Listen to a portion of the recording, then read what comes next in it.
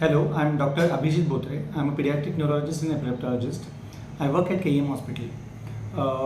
Today we discuss the scope of pediatric neurology.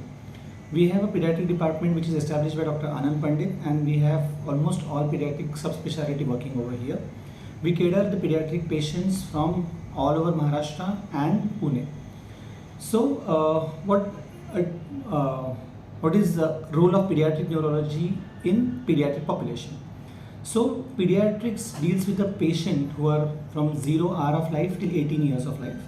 We grossly categorize them into neonate, infants, preschool age, school age, pre-adolescent and adolescent age. So what a neurologist would deal with is he deals with the disorders with neuroaxis. What do you mean by neuroaxis? Neuroaxis is structure which makes your nervous system, which has brain and its parts.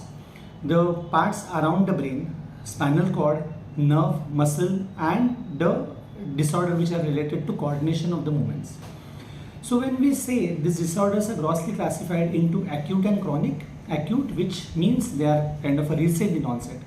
Where if you have disorder like stroke, we have disorders like meningitis, in various encephalitis, we have demyelinating disorder like ADAM, we have status epilepticus, and we have lots of epilepsies which come like this.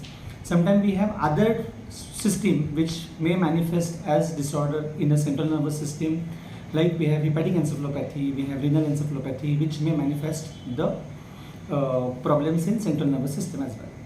Then, as I said, there are chronic disorder which also deals people deal with, like muscular dystrophies, chronic movement disorders, then typically what we say is cerebral palsy, then some sequelae to the infections like encephalitis, road traffic accident, head traumas, and all these things. Coming to how we deal to these patients is definitely we have a team which is kind of comprised of a full-fledged pediatric ICU, NICU, a pediatric ward, and a very equipped lab with a radiological services which comprises of MRI and CT scan.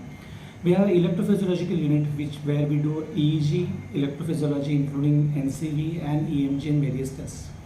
So we have multidisciplinary team where we have multiple subspecialists who are there, like a developmental pediatrician, we have pediatric ophthalmologist, pediatric orthopedician, a rehabilitation center where we have occupation therapist, speech therapist, and physiotherapists are there on the board. So how to take care of this patient? So definitely sick patients are taken care in the indoor or hospitalized way, while the outdoor patient department takes care of the patients who are ambulatory and who can manage on the OPD basis. So after taking a careful history and detailed examination of a patient, which really takes a long time and meticulous evaluation to come to some clinical diagnosis, we do investigation which may include different investigation depending on the case, and then the management would start. The part of management would be, sometimes we have medical management. For example, in epilepsy we give drugs. For other patients where the spasticity and everything is there, we tend to give antispasticity medication. There are lots of patients who requires rehabilitation plan by our TDH center, like speech therapy, occupation therapy, and physiotherapy. Definitely few of this disorder, as the genetic is evolving, are genetic in origin, which tend to recur in their family, and definitely we need to know why they are happening. So this modalities also need to be explored, and parents has to be told about recurrence risk of these kids.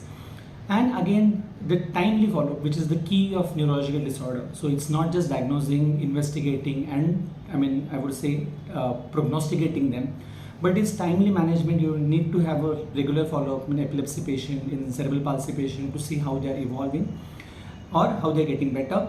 And definitely a thorough counseling by a doctor, a healthcare system about tuning this patient, making them accommodative in normal stream and getting out maximum from them.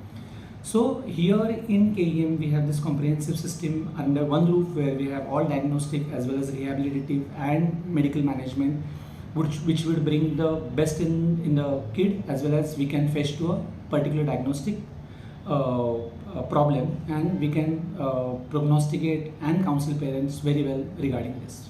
Thank you.